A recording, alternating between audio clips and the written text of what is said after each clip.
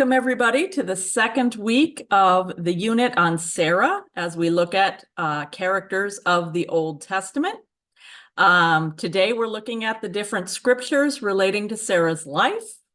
We're not going to read the scriptures about when she and Abram got married because there isn't much there. And we're not going to read the scripture about her death because there isn't much there. But we're going to read most of the stories about Sarah that happen in the rest of her life.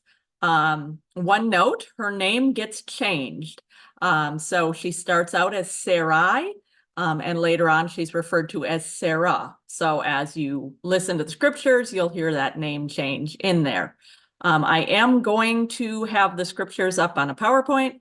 The best way I know how to do that, the easiest way I know how to do that is to record on Zoom. So I'm recording this on Zoom so I can have the scriptures as a PowerPoint so you can read them in the background. So I'm going to minimize myself here and let you read along as I read the scriptures for this coming week. Starting in Genesis 12. Now there was a famine in the land, so Abram went down to Egypt to reside there as an alien, for the famine was severe in the land. When he was about to enter Egypt, he said to his wife Sarai, "I know that you are a woman beautiful in appearance, and when the Egyptians see you, they will say, 'This is his wife.' Then they will kill me, but they will let you live.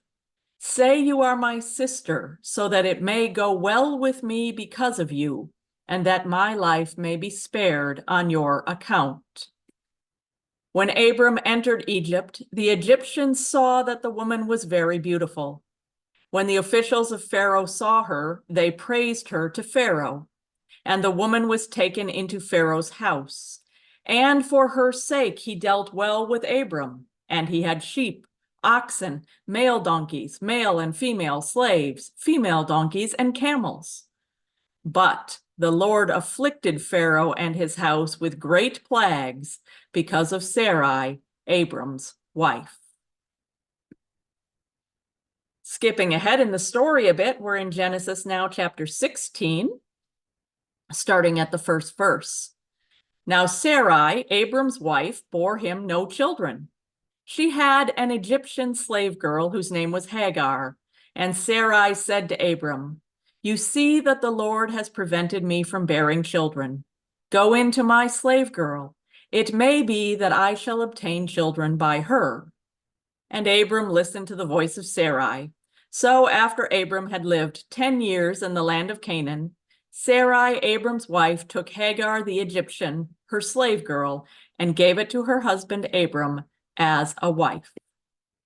He went into Hagar, and she conceived. And when she saw that she had conceived, she looked with contempt on her mistress. Then Sarai said to Abram, "May the wrong done to me be on you. I gave my slave girl to your embrace, and when she saw that she had conceived, she looked on me with contempt. May the Lord judge between you and me." But Abram said to Sarai, "Your slave girl is in your power. Do to her as you please." Then Sarai dealt harshly with her, and she ran away from her. Now, in Genesis 17, I mentioned the name change. Now, God changes Abram's name to Abraham, and then, of course, in the very next sentence, God changes Sarai's name as well.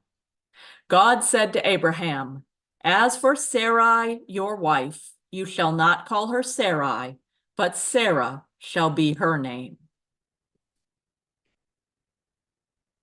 And skipping ahead a bit now, after Ishmael has been born to Hagar, Hagar has run away and then come back again. Now we hear this promise made. Now the promise that Abram would bear a son was given to Abram before, but this is the first time that Sarah is present when the promise is given. Genesis chapter 18. The Lord appeared to Abraham by the oaks of Mamre as he sat at the entrance of his tent in the heat of the day. He looked up and saw 3 men standing near him. When he saw them, he ran from the tent entrance to meet them and bowed down to the ground. He said, "My Lord, if I find favor with you, do not pass by your servant. Let a little water be brought, and wash your feet, and rest yourselves under the tree. Let me bring a little bread, that you may refresh yourselves, and after that you may pass on, since you have come to your servant." So they said, "Do as you have said." And Abram hastened into the tent to Sarah and said, "Make ready quickly 3 measures of choice flour, knead it, and make cakes." Abraham ran to the herd and took a calf, tender and good, and gave it to a servant who hastened to prepare it. Then he took curds and milk and the calf that he had prepared and set it before them, and he stood by them under the tree while they ate. They said to him, "Where is your wife Sarah?" And he said, "There in the tent." Then one said, "I will surely return to you in due season, and your wife Sarah shall have a son." And Sarah was listening at the tent entrance behind him. Now Abraham and Sarah were old, advanced in age. It had ceased to be with Sarah after the manner of women. So Sarah laughed to herself, saying, "After I have grown old, and my husband is old, shall I have pleasure?" The Lord said to Abraham, "Why did Sarah laugh and say, 'Shall I indeed bear a child now that I am old?' Is anything too wonderful for the Lord? At the set time I will return to you in due season, and Sarah shall have a son." But Sarah denied, saying, "I did not laugh," for she was afraid. He said, "Oh, yes, you did laugh."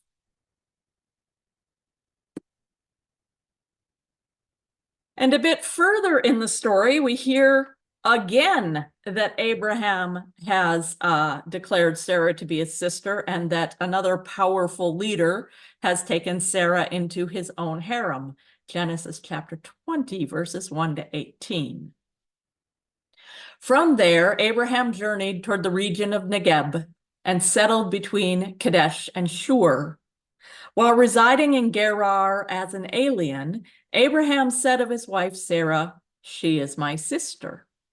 And King Abimelech of Gerar sent and took Sarah. But God came to Abimelech in a dream by night and said to him, "You are about to die because of the woman whom you have taken, for she is a married woman." Now Abimelech had not approached her, so he said, "Lord, will you destroy an innocent people? Did he not himself say to me, 'She is my sister'? And she herself said, 'He is my brother'? I did this in the integrity of my heart and the innocence of my hands."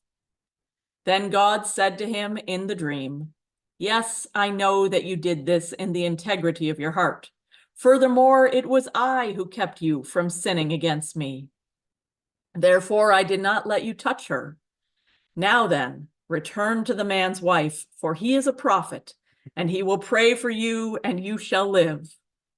But if you do not restore her, know that you shall surely die, you and all that are yours." So Abimelech rose early in the morning and called all his servants and told them all these things, and the men were very much afraid. Then Abimelech called Abraham and said to him, "What have you done to us? How have I sinned against you that you have brought such great guilt on me and my kingdom? You have done things to me that ought not to have been done." And Abimelech said to Abraham, "What were you thinking of that you did this thing?"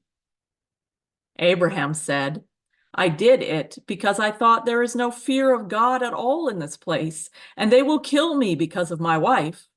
Besides, she is indeed my sister, the daughter of my father, but not the daughter of my mother, and she became my wife. And when God caused me to wander from my father's house, I said to her, 'This is the kindness you must do me. At every place to which we come, say of me that he is my brother.' Then Abimelech took sheep and oxen and male and female slaves and gave them to Abraham and restored his wife Sarah to him. Abimelech said, 'My land is before you. Settle where it pleases you.' To Sarah he said, 'Look, I have given your brother 1,000 pieces of silver. It is your exoneration before all who are with you. You are completely vindicated." Then Abraham prayed to God, and God healed Abimelech, and also healed his wife and female slaves, so that they bore children. For the Lord had closed fast all the wombs of the house of Abimelech, because of Sarah, Abraham's wife. And the last story we're going to read about Sarah, Genesis chapter 21, verses 1 through 12. The Lord dealt with Sarah as he had said, and the Lord did for Sarah as he had promised.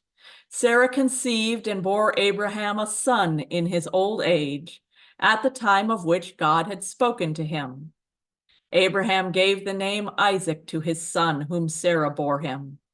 And Abraham circumcised his son Isaac when he was 8 days old, as God had commanded him. Abraham was 100 years old when his son Isaac was born to him. Now Sarah said, "God has brought laughter for me. Everyone who hears will laugh with me." And she said, "Who would ever have said to Abraham that Sarah would nurse children? Yet I have borne him a son in his old age." The child grew and was weaned, and Abraham made a great feast on the day that Isaac was weaned. But Sarah saw the son of Hagar the Egyptian, whom she had borne to Abraham, playing with her son Isaac. So she said to Abraham, "Cast out this slave woman with her son, for the son of this slave woman shall not inherit along with my son Isaac." The matter was very distressing to Abraham on account of his son. But God said to Abraham, "Do not be distressed because of the boy and because of your slave woman. Whatever Sarah says to you, do as she tells you, for it is through Isaac that offspring shall be named for you."